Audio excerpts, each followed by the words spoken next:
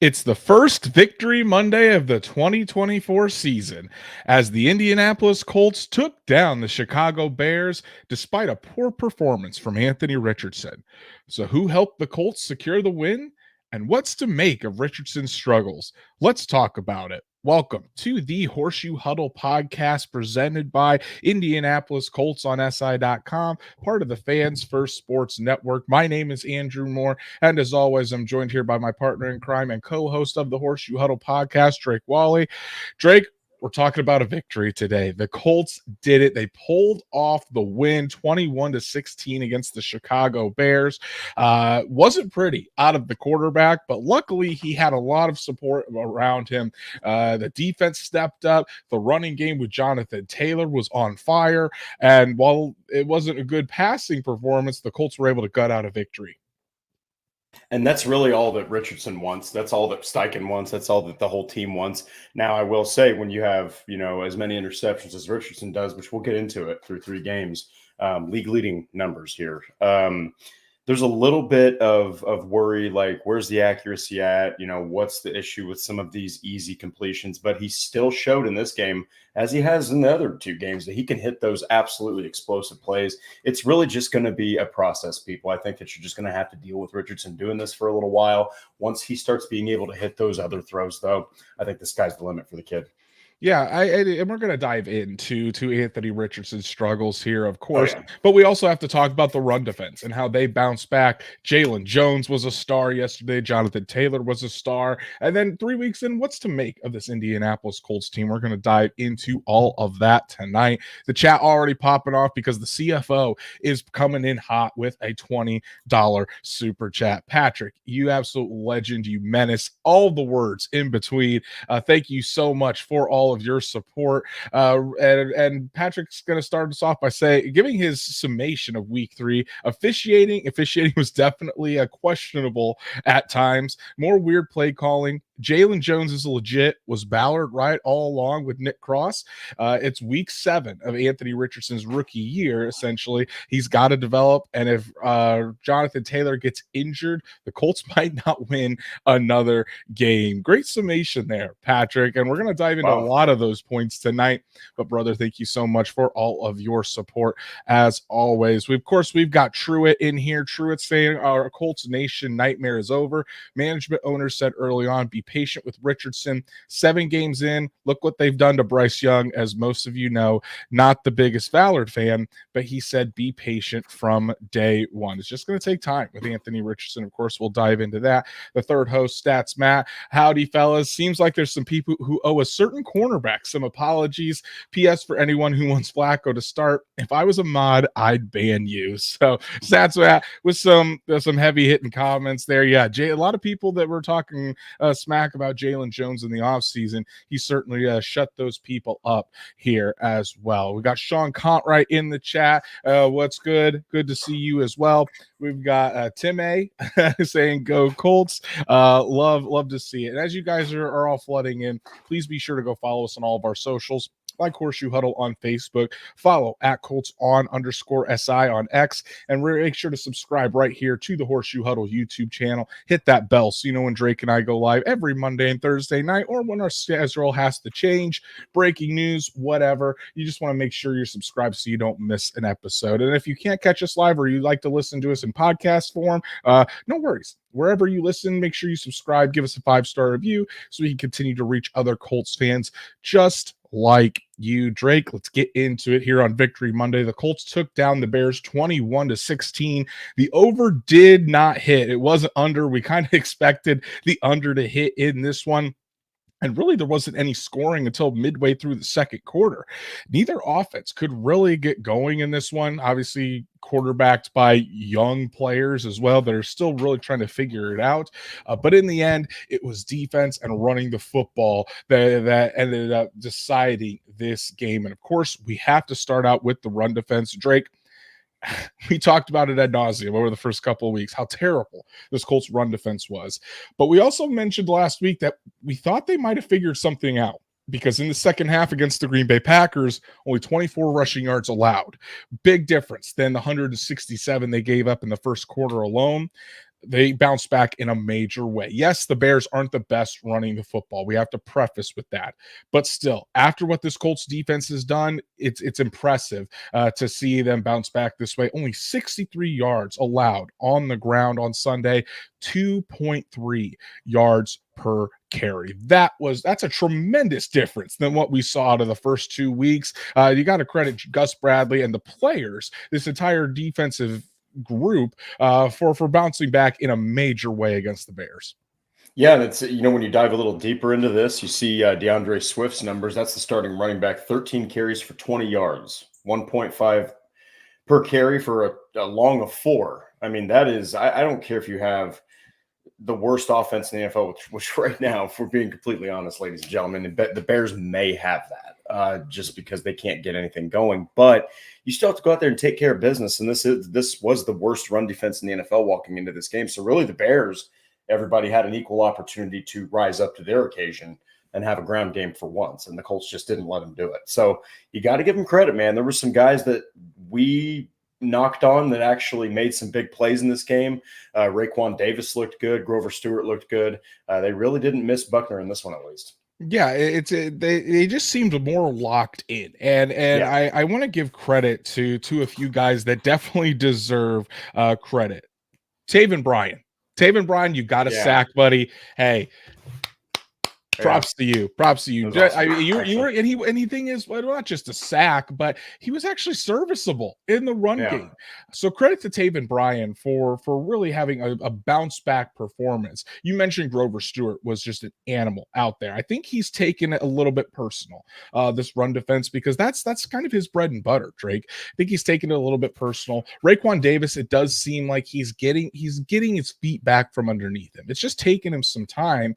Being out all that time with the high blood pressure issues, he wasn't able to practice with his new team, really practice in this new defensive scheme. So it's starting to look better out of Raekwon Davis. And I think another thing with this too is it seems like the Colts have simplified their defense again. They are playing more coverages, but Gus Bradley had talked about it last week that some of the things they were trying to incorporate, it seemed like the players were thinking too much and they weren't going out there and playing fast. So they dialed it back a little bit in the second half against the Packers, and you saw that they played a little bit faster. In this game, you saw the linebacker, you saw the defensive lineman playing fast and not overthinking things. So that allowed Zaire Franklin to have easily his best game of the year. EJ Speed was all over the place. So I think that was crucial to that as well. And then I also think Charlie Partridge is really starting to figure out the defensive line rotation. Yes, we saw Taven Bryan in there on some of the occasion, but for the most part, Drake, on those running downs, it was Grover Stewart at the nose tackle, and it was Raekwon Davis at the 3 technique. That is what you want to see on the early rundowns. You don't need Taven Bryan in there at the 3 technique or even playing the nose tackle.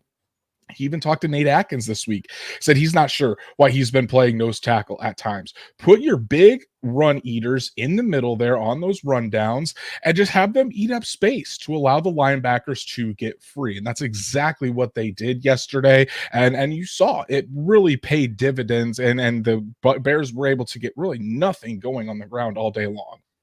Yeah, and I mean, the Colts had a grand total of 7 tackles for loss. And get this, 1 by Jalen Jones, Kwity Paye, Tyquan Lewis, Raekwon Davis, Adetomo Adebaware, who also had a great game, Taven Bryan, and Leatu Latu. So you had 7 different players get 7 total tackles for loss. That's outstanding. I mean, that means you're getting it from your corners, you're getting it from your linebackers, you're getting it from your defensive front and on the outside.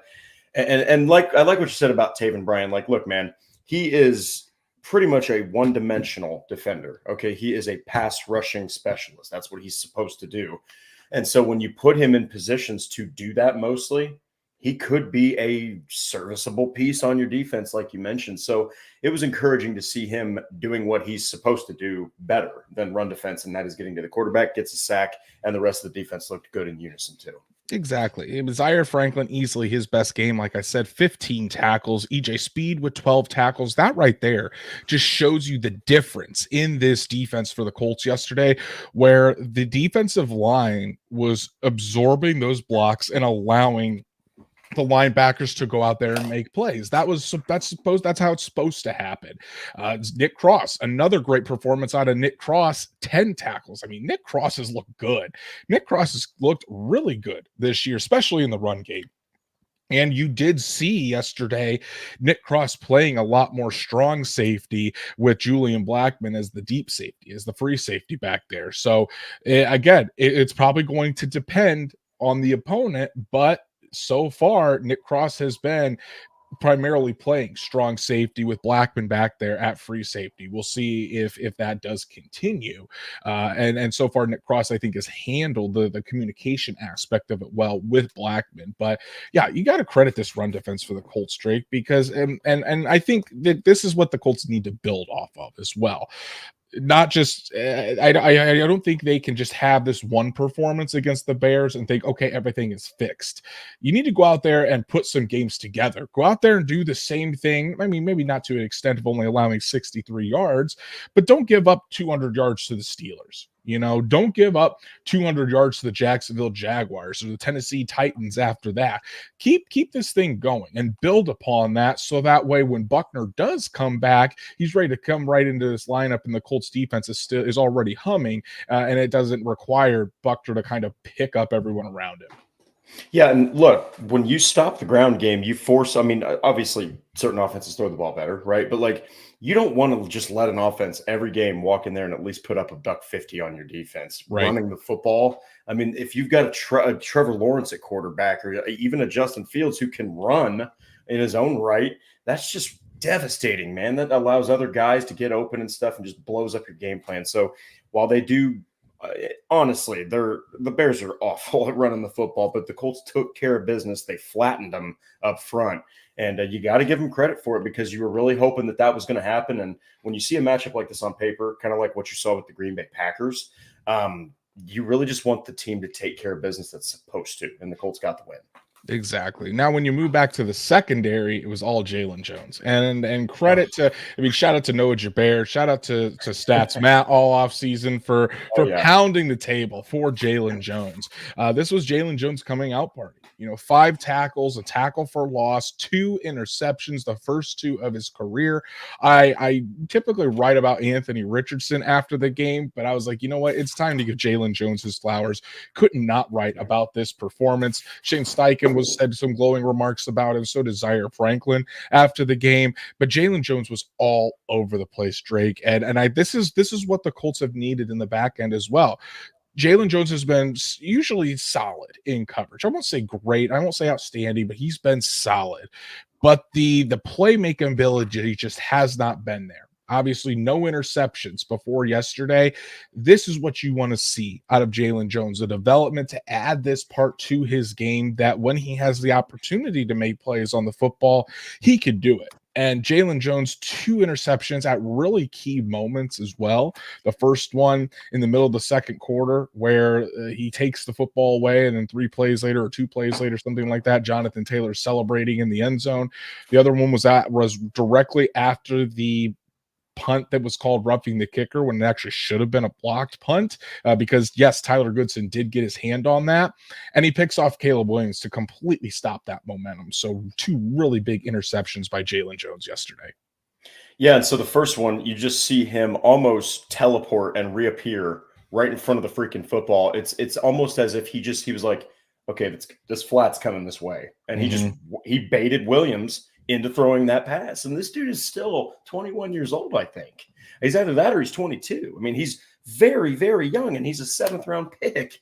And he looks like a cornerback 1 right now. He looks like a guy who can seal off the outside, and so it really sucks to not have Juju Brents right now, because that would be pretty great to see both of these guys hit their stride potentially. Of course, the jury's still out on 29, but yeah, that second interception, first off, Nick Cross deserves a little bit of credit on that one. Swats the ball away.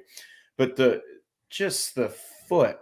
footing, when he catches that ball to get both feet in bounds, I think he was asked by someone after the game, how were you able to do that? And he goes, well, I played some receiver, back in my day. So, he's got that ability too. And when he gets targeted, you see what happens. Okay, so like he's around the football and he's showing a propensity to just be around the football when it's thrown. This was really that first game though where you finally started to see the turnovers. Yeah, and I think this is really good for his confidence too, because after that Green Bay game, I mean, he gave up the biggest play of the game to Romeo Doubs, where Doubs just skied over top of him to grab that interception, and he was pretty down on himself about that. It felt like he let the team down. So it's good for his confidence. I think obviously for not only for a young cornerback, just a cornerback in general, you need to have that type of mentality where you know that you're going to get beat on some plays, but it's how you respond to those defeats, because as a cornerback you got to have a short memory. You got to be constantly thinking next play, and Jalen Jones really rebounded in a big way. I wrote this in my piece, Drake. I don't think the Colts win that game yesterday without those plays by Jalen Jones.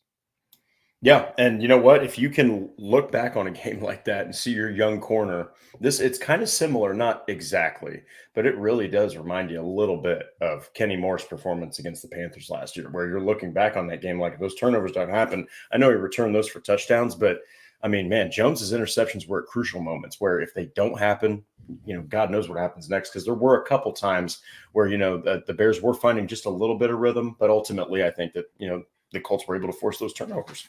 The stats, Matt, stat of the day. Jalen Jones allowed, this was his stats allowed in coverage. He was 5 for 9 for 33 yards, 2 interceptions, and a 24.1 passer rating. So, I mean, coming into this game, we talked about DJ Moore was likely going to be a problem. Rodonze could cause some issues. Keenan Allen obviously out. Jalen Jones stepped up to the challenge, and he didn't back down from any of these wide receivers either.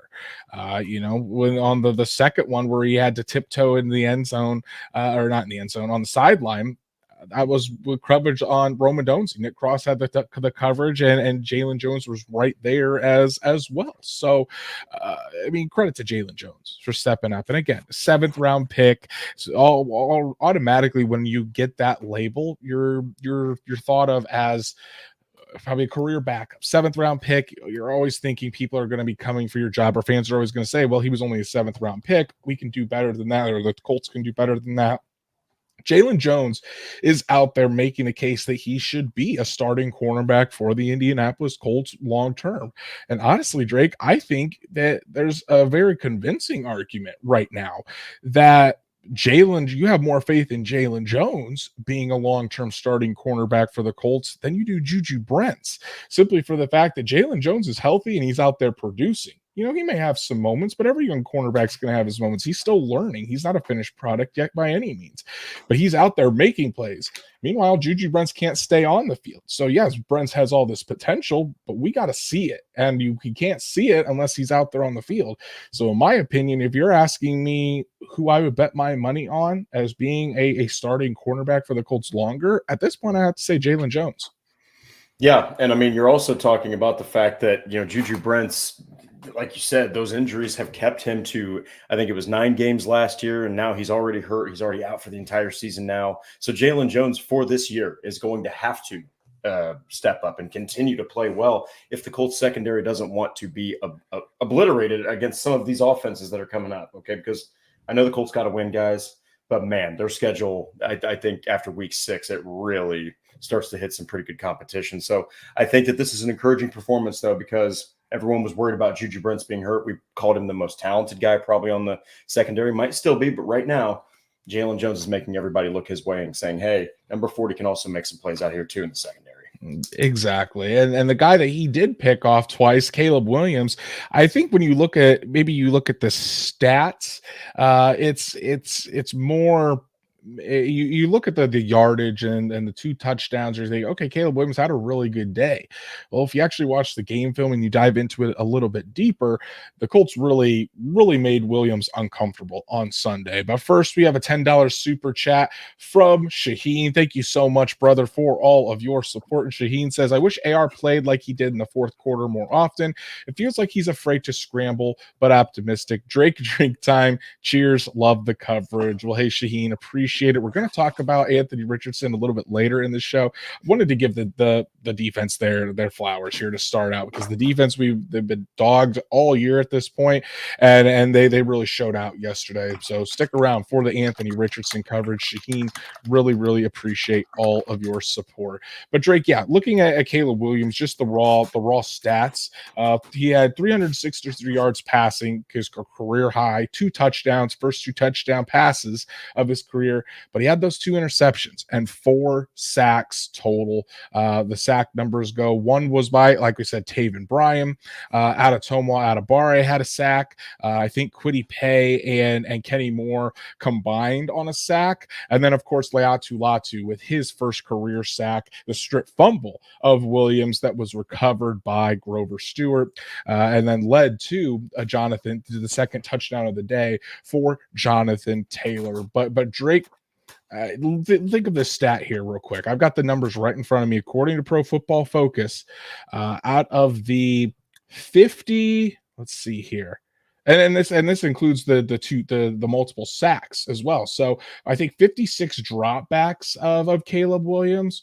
The Colts got 21 pressures, almost a fifth, at least a 40% pressure rate on Caleb Williams yesterday. That's getting after the rookie quarterback. Yeah, and don't forget that, when you look at those 21 pressures, you look at Kwity Paye, you look at Leatu Latu, each one of them had 5. All right. Mm-hmm. I mean, and Leatu Latu played like 35 snaps. Okay. Yep. So he provided pressure on like 15% of his snaps. I mean, Leatu was a monster out there. He was making those offensive linemen look as bad as everyone thought they were. And he's a rookie. Okay. So, and he was embarrassing guys, just getting constant pressure on Caleb Williams. So I think that it's really encouraging that so much of the pressure came from your defensive ends, man. Yeah, it is. And that's the thing. Paye and Latu, these are the guys that you are theoretically wanting to build your pass rush around for years to come. Yep. And it's especially, you're seeing Latu in small doses, because obviously he's splitting time with Tyquan Lewis. But he was out there, like you said, Drake, I think 37 snaps, and he was able to get 5 pressures. So Latu is coming on fast. And I think this is just the beginning of it. Stats Matt was also saying Paye is dominant in run defense. He said he was getting imaging done, but didn't think it was serious on his injury. Because we do want to make sure we will mention Paye's injury later in the show. But also stat number 2 from Stats Matt, kind of speaking to Leatu Latu's pass rushing numbers: 28 pass rush snaps for 7 pressures and a sack fumble, leads the team in pressure percentage at 18.2. Just an incredible stat. Latu, again, he is not out there for the full amount. A lot of times he's just third downs. He is rotating in on first and second down at times, but the Colts are really using him just as a pass rusher, not in on those run plays. And Latu's out there and he's bringing it on pass rushing plays, which is all you can ask for at this point. Again, he's a rookie pass rusher. It's going to be a little bit of an adjustment period going up against these NFL tackles, but so far so good, in my opinion, from Leatu Latu. Yeah, and if you're going to, kind of transition him into the NFL, an NFL speed by having him just mostly on third downs, that's perfectly fine. You're supposed to have this defensive front that's supposed to be able to help this rookie and also stop the run too. And you saw that for the first time this season. So really your biggest hope is Leatu Latu can keep doing that, keep getting in on those third downs or pass rushing situations, if you will, and then gradually start to become more of a run defender. Because at the end of the day, you really want Paye and Latu as your long-term solutions, I think, on either side. Exactly. So again, really getting after Caleb Williams yesterday, and I think the Colts as a whole, the defense as a whole, did a really good job. Obviously, you're going to have better opponents coming up on the schedule, but Drake, overall, I guess to kind of wrap up our defense talk, what was your overall opinion on this Colts defense, and what do you think it's going to do for this unit, just either the next couple of weeks or really just down the line? I loved the defensive front. They attacked the football. They attacked the ground game. They bounced back in that regard. The linebackers look good. The cornerbacks, obviously Jalen Jones had a great game. But, man, I just want to say, Nick Cross, he's really made quite a few, including myself, multiple times. He's made quite a few critics of him eat words. The guy has, I think, 39 tackles right now. That is insane for a safety. So I think it's encouraging. I do think that it's pretty rough competition, to judge yourself upon. So I think that you're going to really see it next week when the Steelers come to town. Now we got to talk about the elephant in the room, Drake, and that is Anthony Richardson's performance. I know people want to talk about it. He just, simple fact, he struggled yesterday and struggled really badly. He was 10 for 20 for 167 yards, 2 interceptions, definitely some inaccuracy issues throughout the game. Sailed a lot of throws once again, but he was still able to make some really good throws as well, but way too many missed layups in my opinion. And I think the majority of people would agree on that. But before I kind of ask you your thoughts on the game and on Richardson, Drake, I'm gonna put this out there for everybody.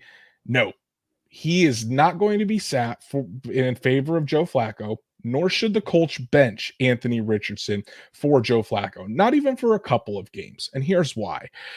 He needs to be out there making these mistakes with these live reps. There is really no situation or logical thinking that sitting him behind Joe Flacco would be helpful for Anthony Richardson. For those that say he can sit back and learn behind Joe Flacco, what the hell did he do all last year? He sat behind Gardner Minshew and learned. He was forced to because he was hurt. I mean, that counts as him sitting. Even though he was hurt, it's not like he was away from the team. He was there every single day. What Anthony Richardson needs is live reps. And reps over and over and over again in these live game situations. So if you're thinking that the Colts should even think about going to Joe Flacco, maybe for an extra win or two here, I'm telling you guys, going from Anthony Richardson to Joe Flacco does not make this Colts team a Super Bowl team. In my opinion, it would actually hurt this Colts team to make the Super Bowl in future years. You need Richardson out there making all of these mistakes and having all of these in-game situations, in-game experiences so he can learn. This is what this year is about for Anthony Richardson, learning and development, full stop. It is what it is. So Drake, as you were there at the game, as was I, watching this unfold live, just what were your honest opinions on Anthony Richardson, and what did you see on those, in particular on those missed throws where he was sailing the football high? I think I just saw a guy that was a little overwhelmed because he had the blocking. All right, he had the receivers. There weren't drops this time. All right, it was just really Richardson getting. I think it's the toughest defense he's played. I think the Bears are a stout defense, all right, and the reason that they even had a chance in that game against Tennessee that they won is because of their defense. So I think that Richardson played some good football players out there. I also think that like the interception in the end zone, don't even throw it. Don't even throw it. Just go down. Not every play. He really needs to remember that he doesn't have to put an S on his chest every single play. He's got players on the team and an offensive line and a running back that can help him. But I also think that, the other ball where he threw an interception, right now he's got 6 picks, 3 touchdown passes, 1 rushing touchdown. But with Flacco, you're probably not. Is anyone seriously going to look me in the eye and say that he makes that 65-yard throw in week 1? Is anyone going to tell me that the Packers are going to suffer defensively because Joe Flacco's out there? Okay. No, Richardson needs to continue to make these mistakes because as soon as he catches on people and he puts it all together with the throws that he's missing, everyone's going to thank Shane Steichen for keeping him in the game. And also, don't compare Bryce Young. Bryce Young's football team is owned by a zealot who has no idea how to do football. I mean, you typically see maybe the benching would help for a game or two because there's just new energy, but ultimately the results are going to come back to the mean, and this is what Anthony Richardson needs. He needs to go through these ups and downs. quarterback development is not linear. It really isn't. You're going to have a few games, probably in a row, sometimes of Anthony Richardson struggling. Then, who knows? Maybe the weeks 4, 5, and 6 here against the Steelers, the Jaguars, and the Titans, Anthony Richardson's lighting the world on fire. And then you're going to have people saying that the Colts are going to the Super Bowl. And then week 7 against the Dolphins, he could plummet right back down to earth. So that's the thing. It's not linear. There's going to be times where he looks great. Other times he doesn't. It's how he learns from the mistakes. And again, here's the thing. Those interceptions, the one with the overthrow to Michael Pittman, just simply an overthrow. The one to Drew Ogletree in the end zone that got tipped and was intercepted, very poor decision, like you said. In my opinion, I don't even think he needed to go down. Just the play was covered. The play was covered. Throw it out of the back of the end zone. It was third down. Throw it out of the back of the end zone. It's either Steichen goes for it because you're that close and you have another play opportunity, or Matt Gay comes in and kicks the field goal. But you can't do that and turn the football over, especially in the red zone. You just can't do that. And I think he'll learn from that.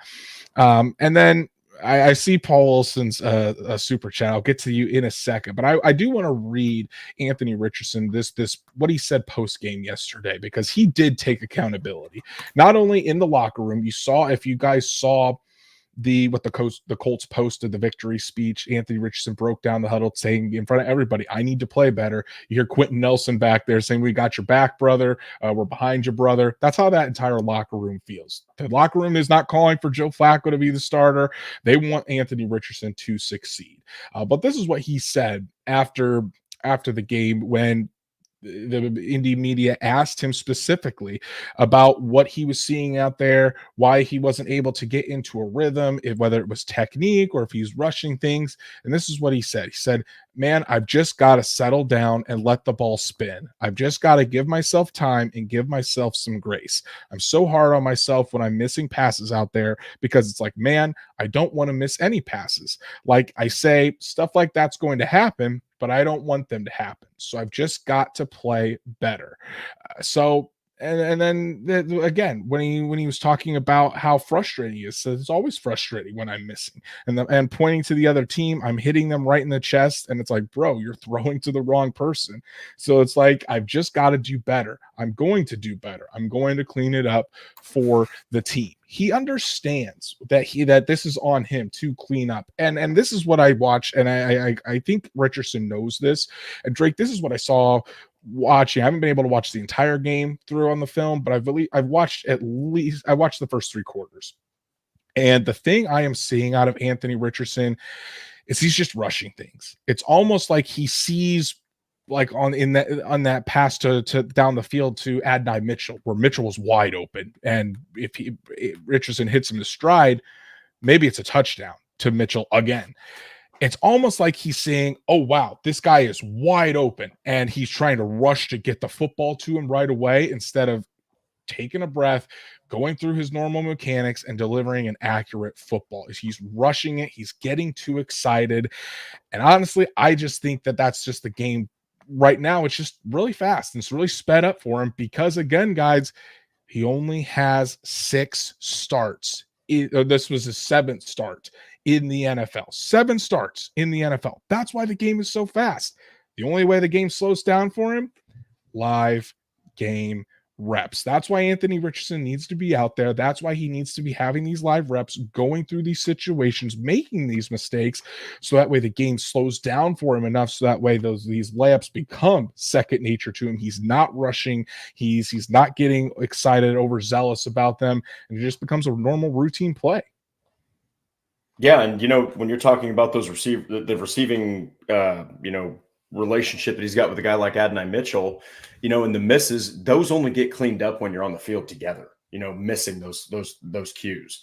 And while it's great in practice, it's still the live game reps that are going to matter the most. So he's only going to clean up these things. Number 10 is only going to clean up these things and this communication where they're passing the ball and missing each other if they keep on playing together. So I fully expect at some point Mitchell is going to catch an absolutely explosive as hell football. I mean, you can tell Richardson wants to get him the football. You can tell Steichen wants Richardson to get him the football. It just hasn't connected yet. But again, as Andrews mentioned, this only gets fixed with live reps.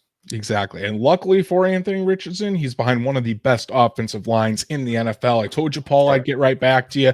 Thank you so much, brother, for all of your support. Really, really appreciate your super chat this evening. Legend. And Paul says, can we please talk about the best offensive line in the NFL right now? Have a sippy cup drink, Drake. So, yes, Paul, the offensive line for the Indianapolis Colts is absolutely humming. I think before the game on Sunday, the Colts were number 1 in the NFL in run block win rate and number 3 in the NFL in pass block win rate. This offensive line is absolutely dominating up front, Drake. We saw it again yesterday. Anthony Richardson was only sacked 1 time all game, and the offensive line in the run game was absolutely mowing over that defensive line and that front 7 for the Chicago Bears. Quentin Nelson looks like his all-pro self. Braden Smith is holding up really well. Will Fries is, Drake, dare I say, Will Fries is earning a second contract with the Indianapolis Colts, because at this point, I don't know how you can get rid of him with how well he's playing. If he continues this, you're gonna have to re-sign him. You'd be foolish to let Will Fries walk out that door. Bernard Ryman's holding up at left tackle. Ryan Kelly looks like his Pro Bowl self. This offensive line for the Colts is humming at a level that, dare I say, we haven't even seen since 2018 when Andrew Luck was still the quarterback. So I've been very, very impressed with this offensive line, and I don't think it's hyperbole to say that they're one of the top 3, if not the best offensive line of football right now.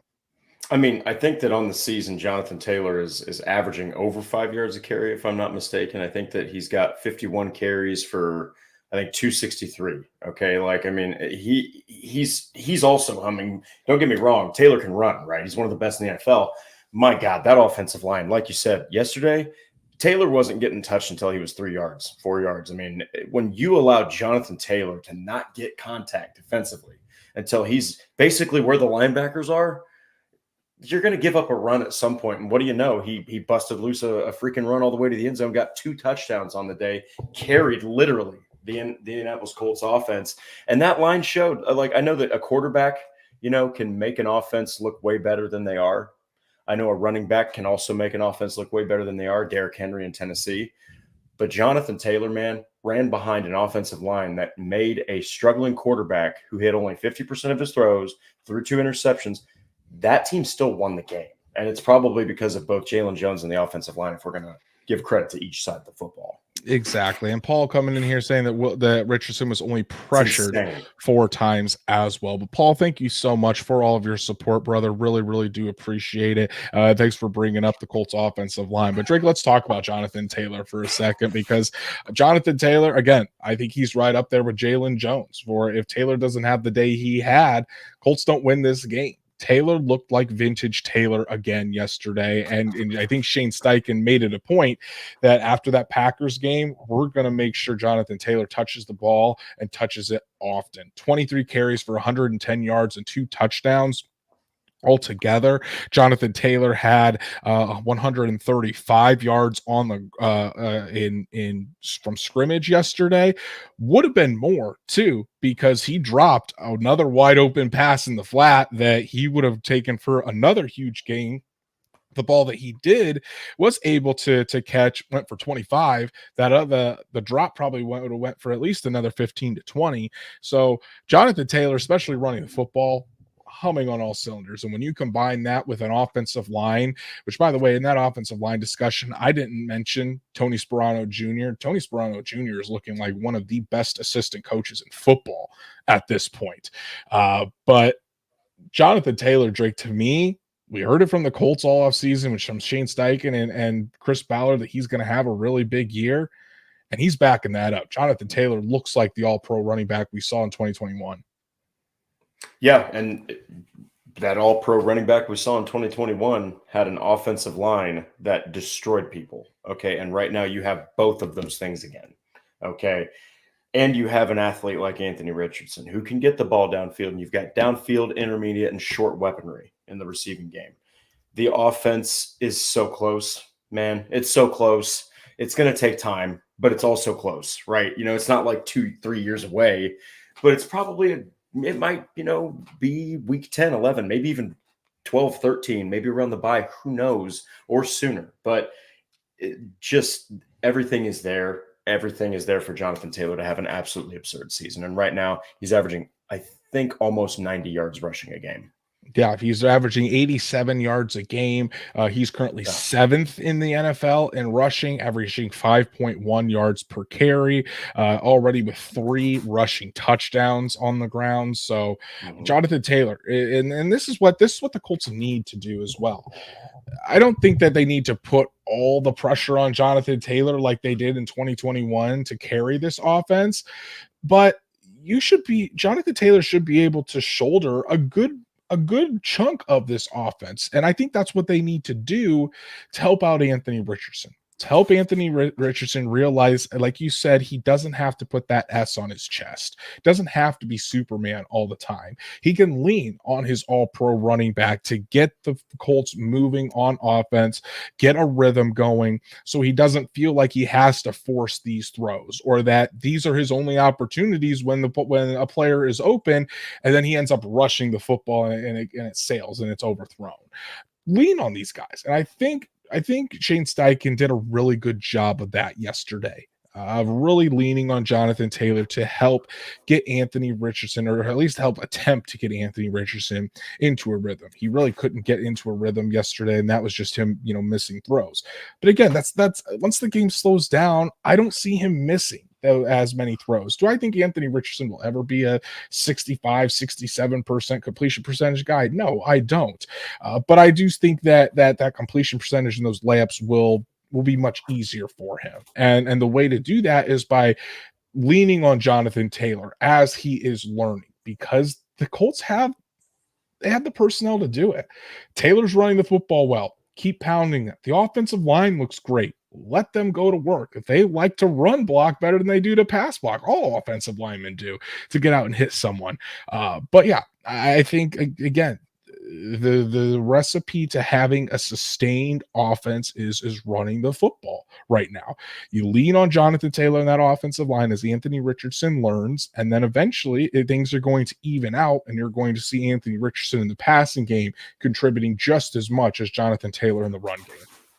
Yeah, and if for no other reason, look at the contract. I mean, the guy is a very highly paid running back. So, I mean, give him the football, have him shoulder the load. If you are struggling with your quarterback, who, by the way, like you said, only has, I think you said, 7 NFL starts. That's not even close to half a season. I mean, so I think that it's very good that you can lean on a guy like Taylor, let him get some yards for you, let that offensive line go to work, even when a defense is expecting the run. You can still get it done because you have such an elite offensive line. So I think that that's great. I think that you do want to, at some point, not have to lean as much on Taylor as they did in this game. But, I mean, if it works, it works. Yeah, and I mean, as long as Taylor is running how he is, you might as well. And I think that's why we saw it seemed like more consistency or more sustained drives than normal. Sure, you would want to see, again, more sustained drives. And I think Anthony Richardson completing some passes would certainly help that, completing some of the easy ones. But until the game slows down for Anthony Richardson, you can really rely on this run game. And I think that we're going to see that more and more as the season goes along. Marquise has a quick question here. What's up with Steichen hardly using the tight ends? I don't think it's really a Steichen thing. I think it's a tight end thing. The tight ends are the reason they're not being used right now. As Stats Matt says, the tight ends have to actually go out there and create separation and do some good. I mean, Mo Alley-Cox, I think, has been fantastic as a run blocker. I really have. But Kylan Granson, outside of the one play he had yesterday, really has been a no-show. Same with Drew Ogletree. Will Mallory has been a healthy scratch the first 3 games. So it's up to the tight ends, not Shane Steichen, to get the tight ends going. The tight ends need to go out there, create separation, and when they're given the opportunity, like Kylan Granson has been given a few times, they need to take advantage of it. So far, Kylan Granson's only taken advantage of it one time. I think Mo Alley-Cox took advantage of it when he got the opportunity, but again, he's more of that run blocker. So my opinion, it's more on the tight ends. What do you think, Drake? Yeah, I think that you're looking at a group of tight ends that right now they're just having issues making an impact in the passing game. Now, I will say that Drew Ogletree and Mo were never supposed to be those guys, really. Don't Right. get me wrong, they can make some plays. Last season, they caught some touchdowns, had some big plays down the field, but they're not volume pass catchers, man. So I don't really look too much at them. I'm more looking at why is Will Mallory a healthy scratch? You're kind of like, all right, why isn't he playing? He was playing last year. Why is he playing now? With an additional year under his belt. And then you're looking at Kylan Granson like, look, this is really his golden opportunity to take over the tight end role. All right, Jelani's out. All right, it's all Kylan Granson right now. He is, without question, the most talented pass catcher in the tight end room. So he needs to get it going. He needs to give Richardson. I know Richardson's missed easy looks. Don't get me wrong, but you got to keep giving him those easy looks. And I think that over the middle, tight end, seam routes, he really liked those last year. So I think that if Granson can get just a few of those plays, really open up a lot for Richardson. Kylan Granson certainly isn't doing anything to earn a No. second contract with the Colts, and in a really strong tight end draft class coming up. As of right now, you're looking at probably cornerback and tight end as the top two positions of need for the Colts early on in the season. If you're looking way ahead to the 2025 NFL draft, but Drake, obviously, Colts got the win yesterday, and when you look at this team as a whole, through 3 weeks of the season, obviously a lot of up and down, especially from Anthony Richardson, where sometimes he looks really, really good, and other times he looks like he has a lot of improvement that needs to happen still. What's your feel for this Colts team currently after 3 weeks of the season, and after next week, we'll practically be through a fourth of the season already? I think we have to break this up. So first, the offense. I feel like it's really the highs are high, the lows are low. It really is the only estimation I can say for Anthony Richardson. Now the offensive line consistent, the ground game it's probably always going to be consistent. Pierce continues to make the plays downfield. I'm really concerned though because the chemistry with Pittman and Richardson just looks a little bit off. I know that he caught most of his targets yesterday. But I also want to see Mitchell get more involved with just being able to line up with Richardson and vice versa. But also I'm excited to see Josh Downs, and I think that the tight ends need to step it up. Now for the defense, man, I think that really it's the biggest wild card. They bounced back against a very bad offense where you're looking at Shane Waldron with a lot of question marks right now. So it's like I think that it's really encouraging to see what Latu did. You're really missing Buckner, I think, in some of these upcoming contests, but Grover Stewart looked to have bounced back. I mean, Jalen Jones, what a freaking performance. Nick Cross looks like he's coming into his own. So there's guys we didn't expect to play well that are playing well. And, even Jalen Jones is going out there and making huge plays happen. So I think that's the biggest question mark, though, is I want to see what happens when they face an offense like the Steelers that, while they haven't scored a lot of points, Fields is explosive. Pickens is explosive. Harris and Warren are probably one of the best combos at running back. So we'll see. But that defense, they're going to face a talented team on Sunday. Yeah, I think I really like what you said there, because I think we're seeing a team that is still trying to figure it out, still trying to find their identity on both sides of the football. Anthony Richardson is going to be what he is, and that's fine for this year. That's what you want. What have we said so many times? The season is literally all about Anthony Richardson. We came into this season saying that it's not about a Super Bowl. It's not about a deep playoff run. If something like that magically happens, I mean, you're ecstatic. But all you care about is the development of Anthony Richardson this season, realistically. Because the Colts aren't a realistic Super Bowl team. They are a fringe playoff team. I think they should make the playoffs, but I think that's probably the ceiling of this team, just where they're at in the rebuild process. But you want to see the growth out of Anthony Richardson as the season goes along. You want to see the game slow down for him. You want to see him start to make those layups. The explosiveness we already know is there. The explosive passing, the explosive running ability, his command for the offense. The mental part, he doesn't look like he's overwhelmed mentally at all in terms of understanding the offense. But the game just needs to slow down for him. What I really like about Anthony Richardson so far, Drake, is he's not confused so far. You don't see him out there nothing is out there that is confusing him defensively when he's going over defenses. He's going to the right receivers, probably 85-90% of the time. She's just missing them, about half the time. It's sailing those throws. So I would rather have a quarterback that, as the game slows down, he's going to start hitting those throws rather than having to teach him how to read a defense while also the game is slowing down. Richardson is showing he can read a defense. The game just has to slow down so he can make those easy throws. And I think, again, the more reps he gets, the more it will happen. Until then, you rely on your stout offensive line. You rely on your running game. You continue to test the opposing defenses out by going deep, but also by trying to sustain those drives. And then on the defense, again, the pass rush, I think, is there. It's just going to be a question mark can this run defense is what we saw on Sunday indicative of what we are going to see the rest of the season? And we're not going to know that probably for another 2, 3, 4 weeks, as the season goes along. And then how does this young secondary continue to develop? Can the Colts stay healthy in the secondary as well? Jalen Jones is looking like he is quickly gaining ground and developing. Nick Cross looks fantastic. Kenny Moore's had a decent year. Julian Blackmon while he's been out there. But what about that other cornerback spot? Hasn't hurt the Colts so far. They've also faced Malik Willis and Caleb Williams in his third start. You're going to face Josh Allen, Jared Goff later this season. CJ Stroud again, Trevor Lawrence, Aaron Rodgers. Exactly. You got some good quarterbacks left on the schedule that are going to test things. So I think that you can be encouraged by if it's just been so up and down that it's hard to really gauge where this Colts team is at.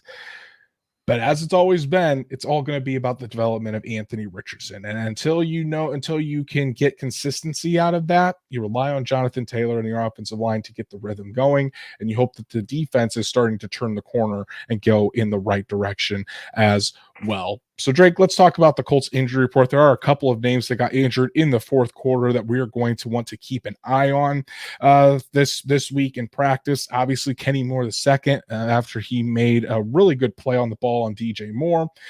He was taken out of the game for a hip injury and did not return. Also, Kwity Paye, I think, was on back-to-back plays. He went down with a quad injury.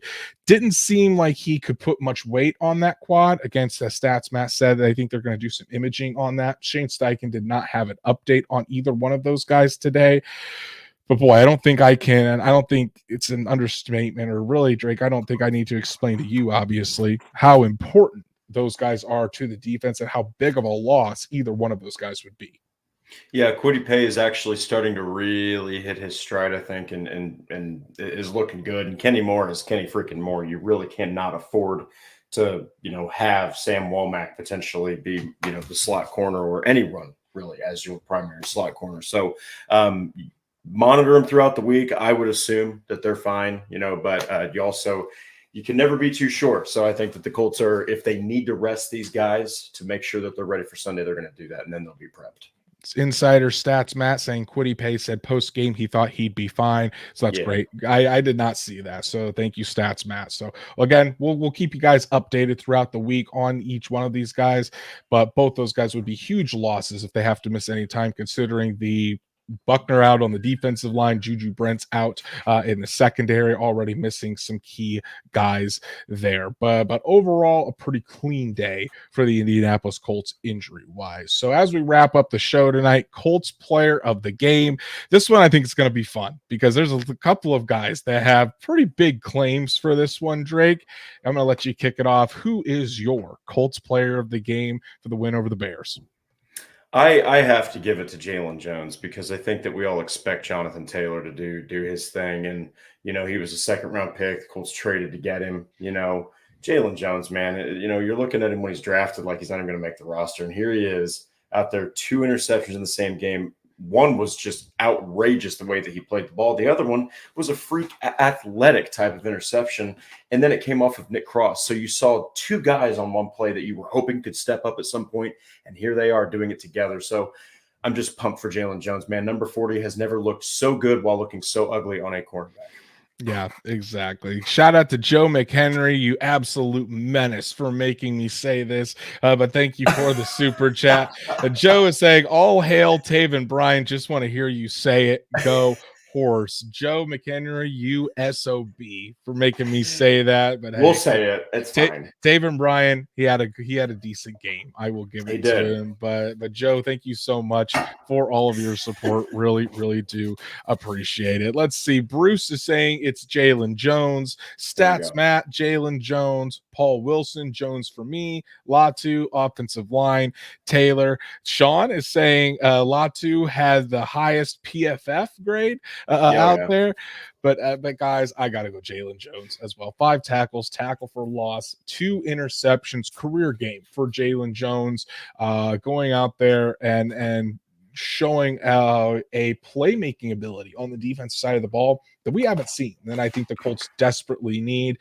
And Drake, I think we're both in agreement here that we hope this is just a springboard for Jalen Jones to really come into his own and start blossoming as a cornerback and really solidifying himself as a starting cornerback, not only for the rest of this season, which obviously I think he will, but for years to come. I think if he continues up this level of play, obviously he's not going to have 2 interceptions every game, but if he can have, finish the year with 4 or 5 interceptions, be a consistent threat in coverage, a lot of and continue to give wide receivers fits, get plenty of PBUs, then you're looking at a really solid starting cornerback for the Indianapolis Colts in Jalen Jones. But honestly, if he continues to stay a starter and he starts playing really well, Jalen, you got to change the number, bud. Number 40 as a starting quarterback, or really, as a starting cornerback in the NFL, absolutely disgusting. What a disgusting number for that position. At least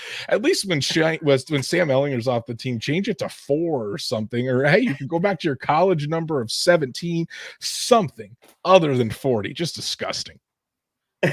No, I definitely agree. 40 is definitely a safety number, fullback number. It's really just a rough number for football. Exactly. But hey, Jalen Jones from Drake and myself is easily the Colts player of the game. I'll give my honorable mention to Jonathan Taylor. I think Jonathan Taylor is a solid second, with Latu coming in at number 3. But Drake, it's Victory Monday. The Colts got their first win of the season. I think they can enjoyed it for 24 hours. But the job's easily not over. You got to quickly turn your attention to a Pittsburgh Steelers team that has been really hot to start this year.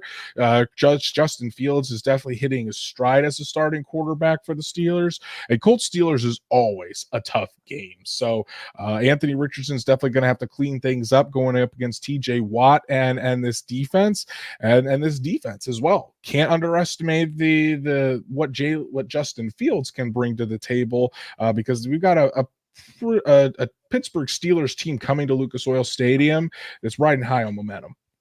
Very good test for a young defense and Anthony Richardson. I'm looking very much forward to this, because if Anthony Richardson can go out there and answer the bell, you're talking about Minkah Fitzpatrick, Alex Highsmith, Cam Hayward. None of those guys are TJ Watt. All of them are Pro Bowl level players. So I think this is a great test for Anthony Richardson. You're going to get, a really good level of play from him. At least you're hoping he doesn't go out there and turn over the ball. Richardson's going to have to clean stuff up. The Colts defense is going to have to continue what they did against the Bears. And who knows, maybe we're looking at 2-2 at the end of week 4. Potentially 1-3. I think this is going to be a really close game on this next upcoming Sunday. So that's our show for you guys tonight. Appreciate everybody tuning in to talk Colts football, talk a Colts win over the Chicago Bears. Shout out to our super chats, Patrick, Shaheen, Paul, and Joe. Appreciate all the support and everyone else that joined us tonight, as I said, to talk Colts football. Make sure you go follow us on all of our socials. I said them earlier in the show. And then make sure you subscribe here at the Horseshoe Huddle YouTube channel. Hit that bell, turn on the notifications so you never miss a live episode. Wherever you listen to podcasts as well, please subscribe, give us a 5-star review so we can reach other Colts fans just like you. Drake, I know you've got a couple of pieces out there from the game yesterday. So go tell the people what they need to go check out. Go over to horseshoehuddle.com. So I did my 3 Colts players with rising stock after the win, and then the good and the bad in the win against the Bears. So go check those pieces out with the rest of our awesome work at Indianapolis Colts on SI. Solid work by Drake Wally. As always, I don't need to tell you guys that. You already know you're getting great content out of Drake. But myself dove into Jalen Jones and how he had a really good performance, a career day, and how it kind of sparked this Colts defense against the Chicago Bears. Dove into how he was feeling after the game last week against the Packers, how the team rallied behind him, and how Jalen Jones is really making a mark on this defense. So check that out, as well as what Drake said, everyone else on horseshoehuddle.com. Go follow Drake at DWalsterDrake. You can follow me at Andrew Moore NFL, and we'll be back Thursday night to get you all set for week 4 as the Pittsburgh Steelers come to town to take on the Colts. It's going to be a tough game for the Colts, and as always, Steeler fans will probably be invading Lucas Oil Stadium because they travel very, very well. So enjoy your week, Colts fans. You'll be seeing Drake and I Thursday night. That's right, Thursday night to break it all down and enjoy the rest of your Victory Monday.